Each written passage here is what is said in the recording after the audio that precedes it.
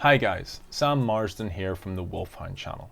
So today we're going to be covering chapter 3 of the book The Dyslexic Advantage.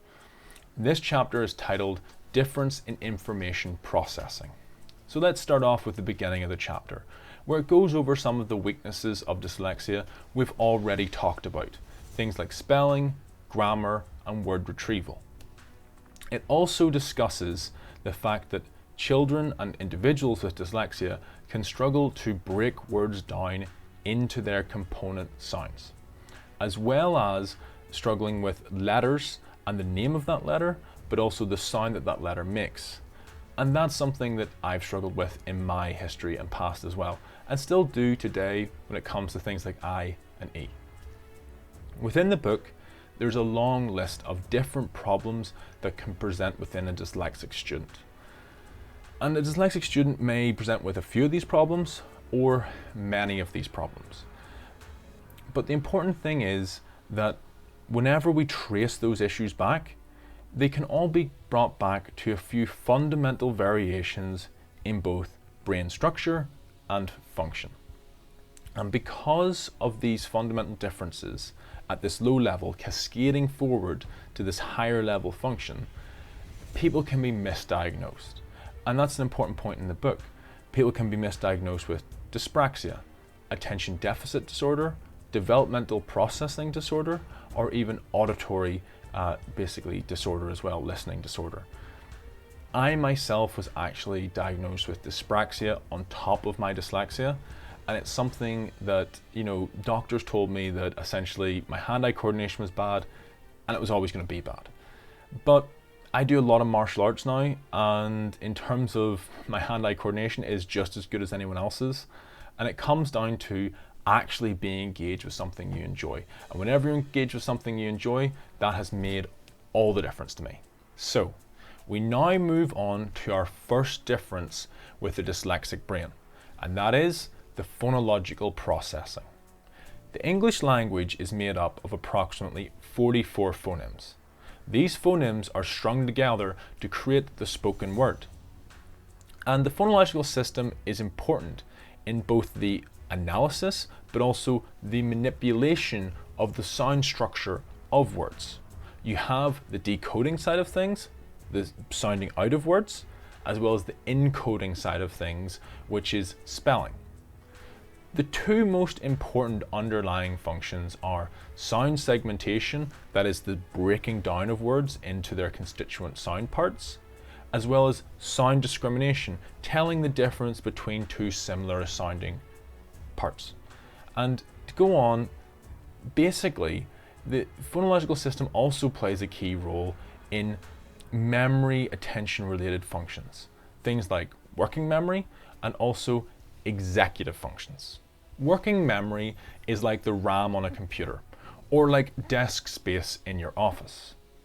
You have a phonological loop in your brain that stores the auditory information while it's being processed.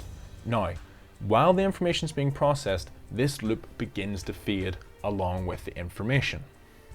And this can cause a problem when the working memory is not large enough for the task at hand, and results in, quite a stressful meltdown. And this can happen for dyslexic people whenever they do not have the working memory to hold and process the information in the time they have before that information fades. An important note here is that this can result later in life in organizational problems and also in study skills. But let's bring it back, because essentially, if we want to look at the origin of this, it's posited that it's to do with the left hemisphere and primarily the frontal lobe causing this problem. But that's still a bit theoretical for now.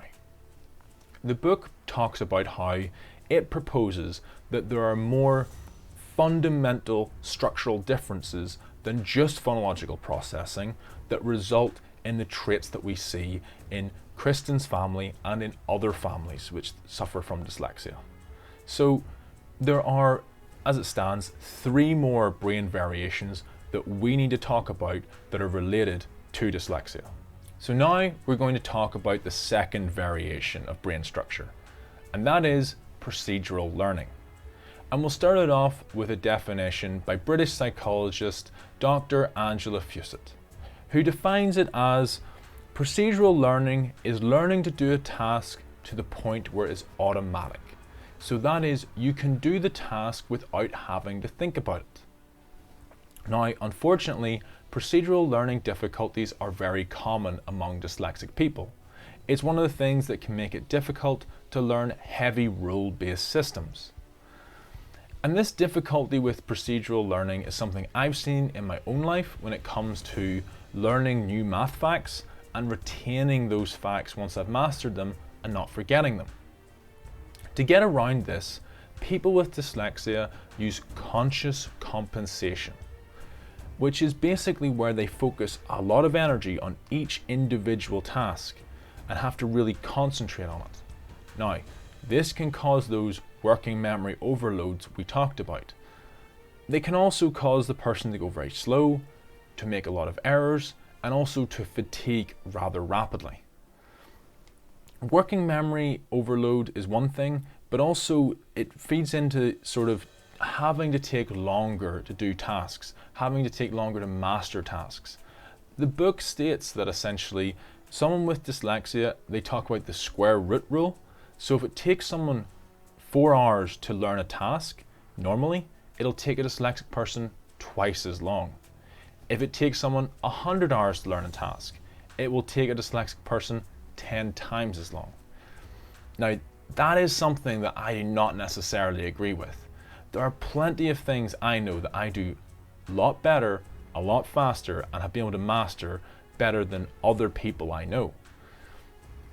But that's what the book says anyway. Now, procedural learning can lead into difficulties where you can essentially forget tasks that you have already mastered. And that's very common as well amongst dyslexic people. So you might be thinking, where's the silver lining? This seems pretty, one-sided.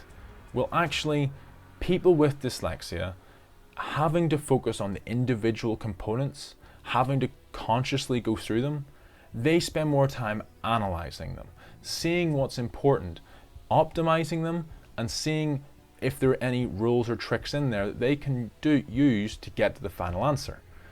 People who master tasks very easily and become very automated in doing them don't tend to spend that time to really think about what they're doing. And in fact, it makes them less creative on their approach to new tasks. So that's something worth thinking about. Now, that's where I'm going to leave the video for today. I hope you enjoy the content that I provide and produce. So if you do, like, subscribe, hit the bell to stay notified, and until then, I'll see you next time.